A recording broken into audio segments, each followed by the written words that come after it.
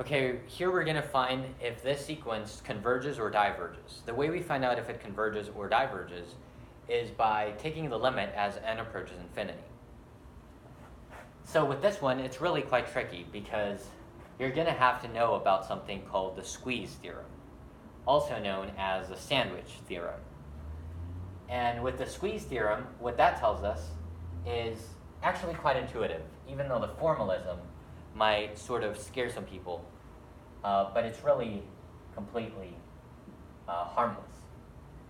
So we have a function, a first function, we have a second function, and we have a third function. And they are related in this manner. So this one is literally squeezed between both of them, sandwiched between them. It's greater than or equal to this one, but it's less than or equal to that one. And in the formalism, we say that this is in the set AB, the domain is from A to B, and we have C as an element of A to B. C is just any number in that domain. The domain is just any number on the x-axis. So then, if we have the limit as n approaches that given number along the x-axis, for both this and for this third one over here being equal. So if these are equal when they approach that very same number, then what's going to happen? What's going to happen if they're both approaching the same limit? If the value of that limit is absolutely the same value, L. You know, that L could be pi over 2. It could be 0. It could be anything. What happens to the one in between? It has to also approach that same limit. It has to, because it's sandwiched in between them. That's all it says. So that's what we need to know. Now that we know the squeeze theorem, we can solve this. We have cosine squared of n. We have to think, what does cosine squared of n really mean? Well, it's a graph, right? Let's graph what cosine of squared looks like. It's just a wave, just like sine.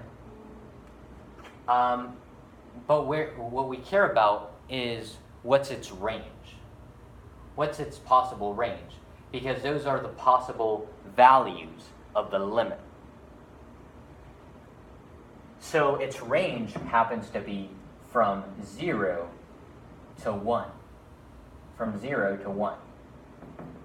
Why is it from 0 to 1? Because remember that with cosine, you go from -1 to 1. With cosine squared, it's going to be from 0 to 1, because any negative value between 0 and -1 is just going to be a positive value between 0 and 1. So that's what cosine squared's range is. It's from 0 to 1. So we could go ahead and put that in there right away. Cosine squared of n.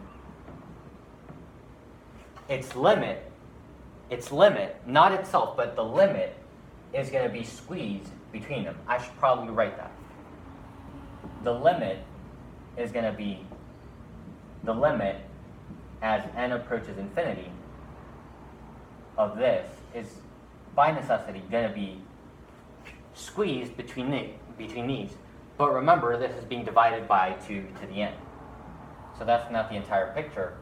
The entire picture looks like this. 2 to the n, 2 to the n. And the limit as n approaches infinity is being applied to everything. It's being applied here, here, here, everywhere. So what happens when we let this loose? everywhere.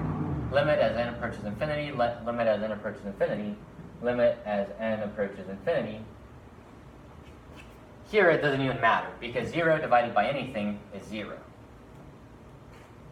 Here, we plug in infinity, we get an infinity in the denominator.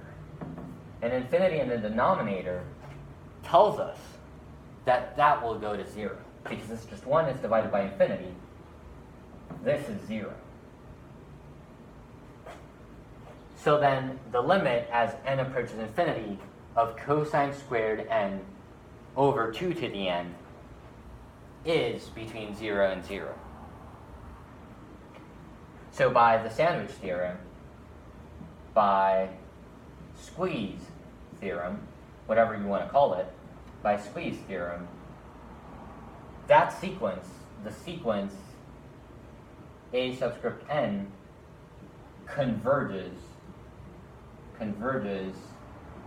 to 0.